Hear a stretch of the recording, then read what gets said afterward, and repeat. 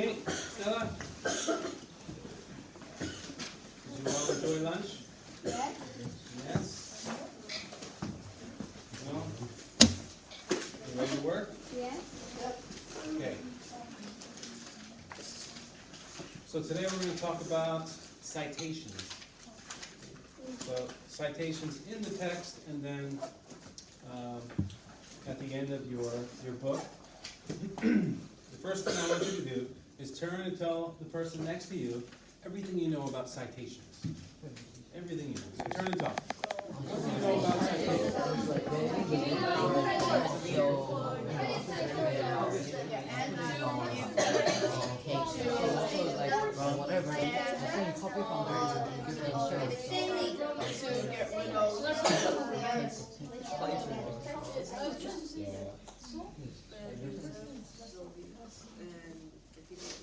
All right, back together. Tommy, ask someone else what they said. Somebody across the room, like somebody on the couch. Ask them what they said. Daniel, what did you say? I said citation prevents plagiarism. Okay, good. He says citations prevent plagiarism. Who can tell us something else about citations? Daniel. Citation is like writing about where I get the information to give them a credits. So you prevent plagiarism, you give the source credit. What else? Kate, you look like you want to say something. If it's not to the citation, then it's same as stealing that person's idea. Right, so if you don't do it, it's plagiarism. What else? Anybody want to add? We said we do it to give credit to our source, prevents plagiarism or stealing of thoughts, ideas, and words. Gia? It's a way to appreciate the authors of providing information. Okay, that's kind of like giving them credit. To give information from where they got the information and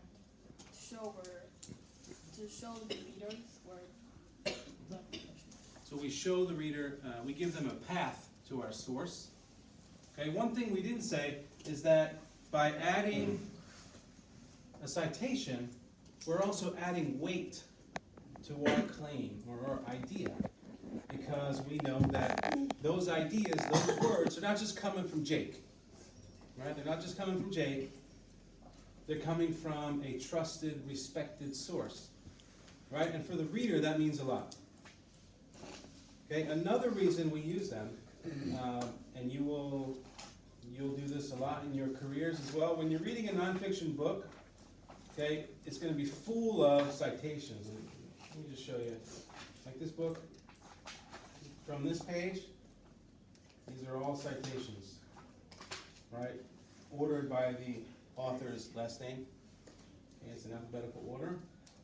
So when I'm reading something here and it jumps out at me, it's interesting, it's something I want to know more about, okay, I would check the citation, right? So I would see the author's name and the page. Then I go to the references, I find the author, and then I have all the information necessary to go get this source, right? So as a reader, it's like a path to more information about things that I might be really interested in, okay? So one of the things that Miss B and I noticed in your Band 2 summatives was that as a grade 6, we're pretty good at citing direct quotations. Right? We're pretty good at citing direct quotations. So by direct quotation, I mean when we take someone else's actual words and we put them in our text, we're good at giving them credit. But we need to understand that we use citations when quoting and paraphrasing. Okay? So who knows what a paraphrase is? What's a paraphrase? Eric. To use the different words when the words are the same, have different words. Right, so it's like saying what someone else said in your own words. Right, now if you do that, whose thought is it? Does it become your thought and your idea when you change the words a little bit? No. Right, so we still need to give that author credit. I'm going to show you what that looks like in an example here. Okay, so this is what Miss B and I, we were working on her paper, or her book on teen activism. And it's on, this chapter is on, talks about Greta Thunberg and climate change. So I want you to look here. She's got a quote here. Right, it says, she persuaded her parents to become vegan, and in 2016 convinced her mother to stop flying, despite her mother frequently traveling overseas for work. Okay, so this is a direct quote. Okay, what we decided on, we were going to write something like this to give our source credit. Okay, so we have our source here, the BBC. And down at the end of the book, we would see that BBC article. Right? So if Gio wanted to read that whole article, he'd be able to do that. Right, so this is a direct quote. Now let's go down here. It says, the global climate strike in September 2019 was the biggest protest of all. More than 6 million people marched in 4,500 protests in 150 countries. Now, I didn't wake up, or Miss B didn't wake up on Monday morning and type this out. Right? This isn't her idea. Right? These numbers do not come from Miss B's head. Right? They come from another source. So we put the source there. Okay? So numbers, right? As we look through our and revise and proofread our work, when we see numbers, that should jump out at us, because if we're putting numbers in there, they're coming from somewhere, and that somewhere isn't your head, usually.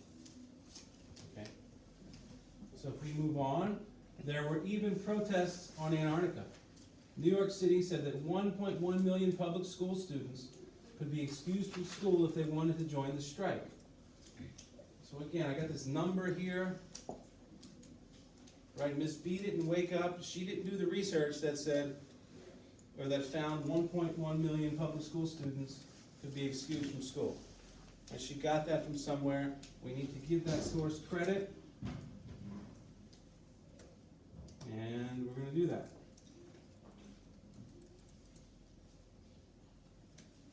Just like that. Okay? So, what I'd like you to do now, I want you to work in pairs, and I want one of you to open up your information books. Okay, and I want you to find a place to add a citation. So if you're working in a pair, one of you open up your math book. The three of you in the back, Eric, if you just want to open yours, Daniel and Daniel can look at your screen. Okay, together you're going to find a spot that needs a citation. So, you don't need two MacBooks open here. Just one. You're looking at one person's information book. This is the Ben 2 summative. You can get to it through Classroom. Look for something that needs a citation. So who are you working with? Can you see her screen? Why don't you put it down here?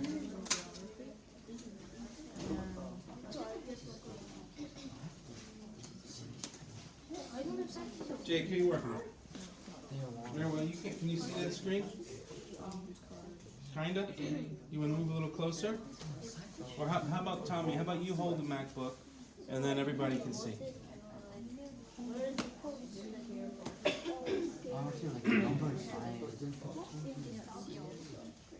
So do you guys remember, what did I say? What can we look for to help us? Hey, guys, can everyone look up here for a second? Yeah, I just want to remind you, as you're looking through here, to check for citations, the things you can look for are direct quotations. So if you see quotation marks, that should be a cue. If there are quotation marks, you should see parentheses with a publication or author in it, or the publication like this. Okay, so wherever you see parentheses, that sentence should tell us where that language is coming from, where those ideas are coming from. The other one is numbers. If you see numbers, statistics in your book without a citation, that's a problem. So as you look through now, look for numbers, look for direct quotes. Okay? So keep looking. What are you looking at, Stella? How can anybody see that? So look for a number. I see a number. So, from the website, can you get the I think you did pretty well with citations. I remember you. Oh yeah? Who told you that?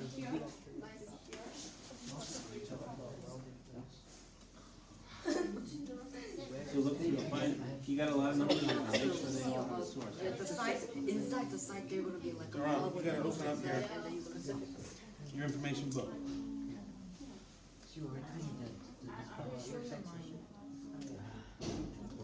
You can't, let's not say this whole part, let's find a sentence.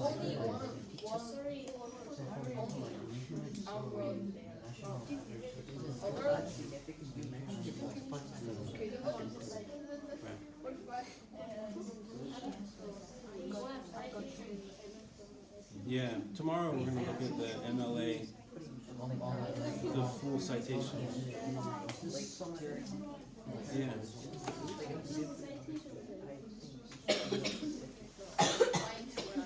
But your digital text is also a summative, and that grade is the more recent, will be the more recent one, so you need to work hard to make it good. Okay, now, one thing we tried for the first time with this assignment was the Google Classroom Originality Report. Okay, and I did this kind of as a test to try it out and see how it works. And what I found is that you can use it before you submit an assignment in Classroom. Okay, if you do the Originality Report, it will show you how closely your text matches text on the internet somewhere. Okay? So we need to make sure we're including these citations, but then also with that Originality Report, we can find the things that we skipped or forgot or didn't notice, and we can make the correct changes before submitting our work. Okay, so as you go back to your seats today, I want you to think about what's going into your digital text from your information book and what citations must be included. What are you going to add? Where do you need to add citations into your new book? Okay, so I'll be around to see how you're doing with that. Do you have any questions? No? Okay, please head to your seats.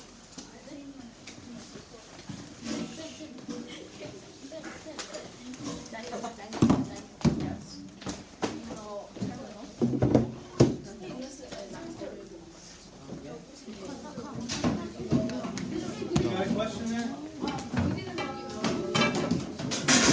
Did you submit it?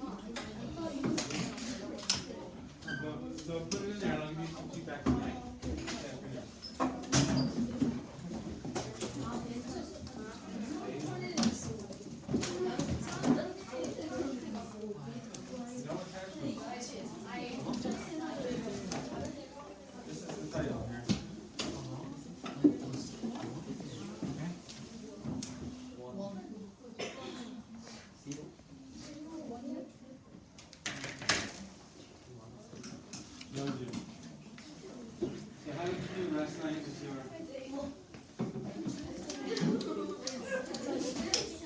What, Kate? Huh? You can hang your stuff here. So how did you do last night?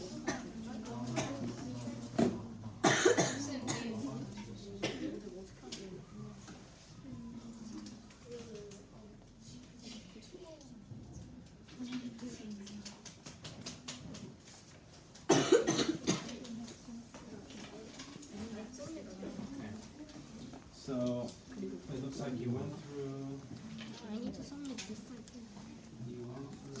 your mind map, and you took these words here that you pulled out of the articles you read, and you matched them with supporting paragraphs. But you left solutions blank. So what this tells us is that solutions are something we may need to research some more. Right? What I'd like you to work on today is moving from words here to actual evidence. Yes. Go ahead. So like, we can't use these words to support any claims you make, right? We need evidence, we need examples, we need stories, we need statistics. So, remember your goal in your book is to make the reader do something to stop bullying. And we want to call them to action. And in our essays, one of the first things we're going to do is give them examples, define cyberbullying. So we're going to define cyberbullying and show them what it is before we talk about the negative effects and then solutions. So we need to go back into the articles and look for examples that we can use to show the reader what cyberbullying is. Okay, so do you have the collection of articles I gave you? Do you still have them? You left them here.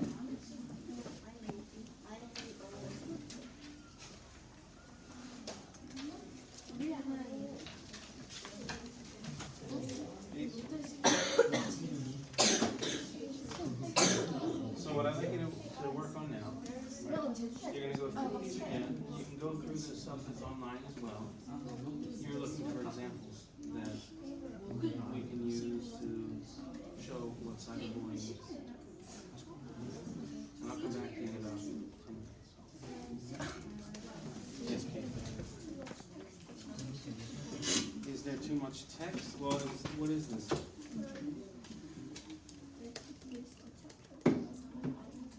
So it's an ebook. Okay, well, let's look at those mentor texts and see if you can answer our own questions.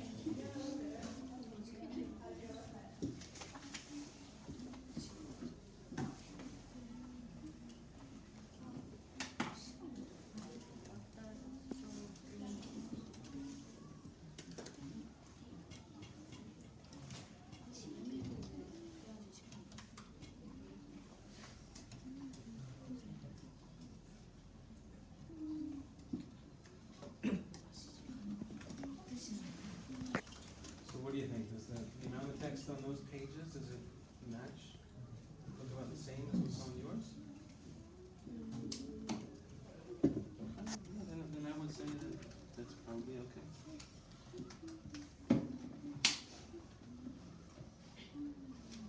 What I would suggest though is these subheadings you have here. Is there anything you can do to make them stand out more?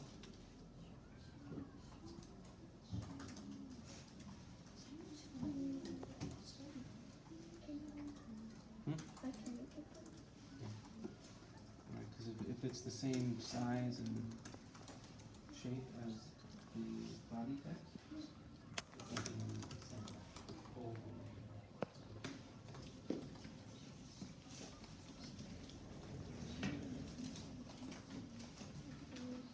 Yes, Fred.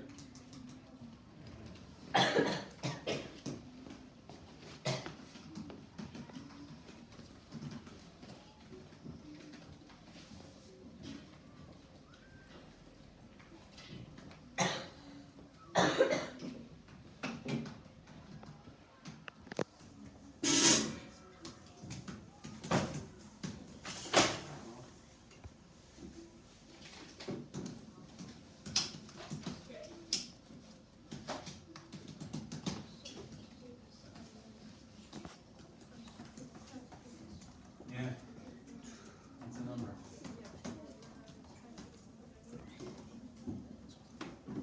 Couldn't find it. Try copying and pasting the whole sentence.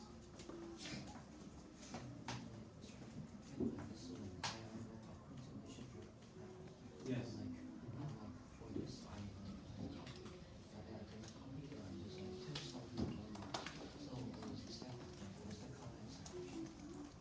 Yeah, because it's not your idea.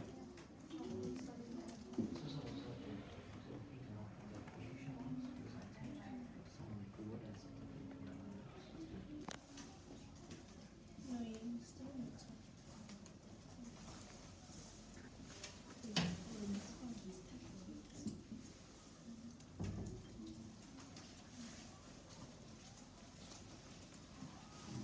Is that, how many sources do you have from National Geographic?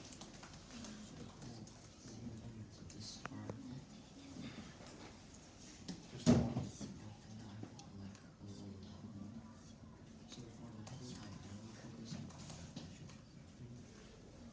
I think that.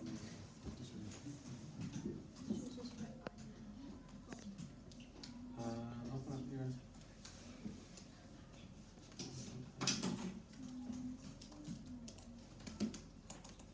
Now, will the reader know what ILO is? This is the beginning, it's your introduction. So we shouldn't expect our reader to know about this topic. So if we can say ILO. Well, it's not just a website, it's like a real organization. Open it up. And then go to about the ILO.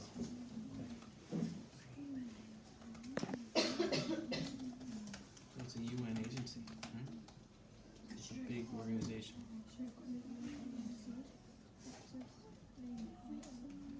What does ILO stand for?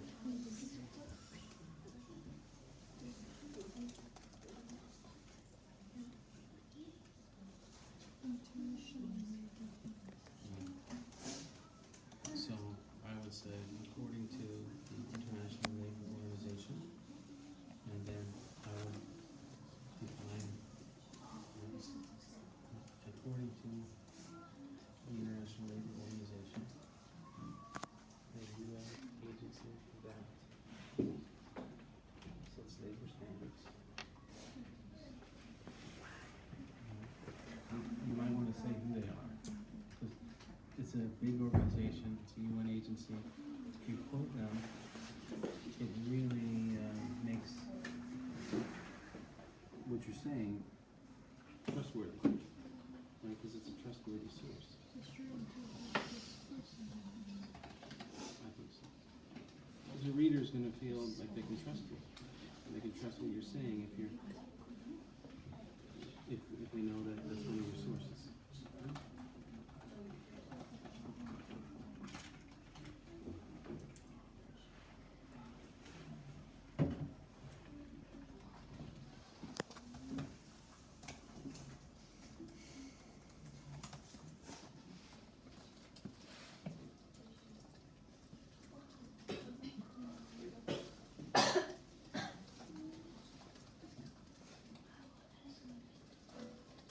Right, something like this.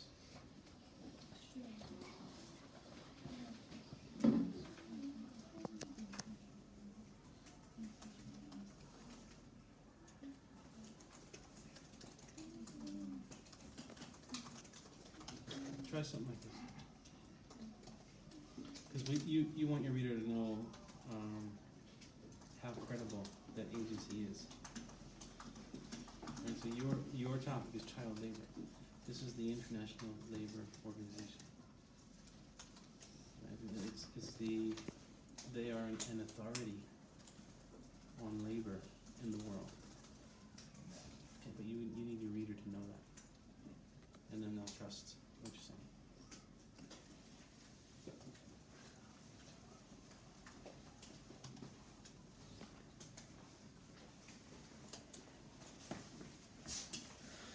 Let's go with Dave. What are you working on?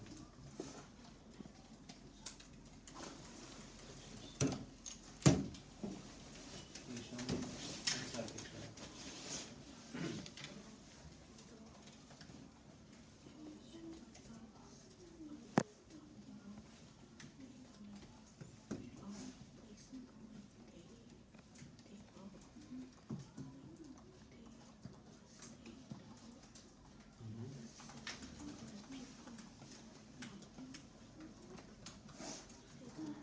Okay, so you got this picture of abandoned dogs, right, dogs in the road, and it's the beginning of your chapter here. So what were you thinking about when you chose this picture, and why is it right here?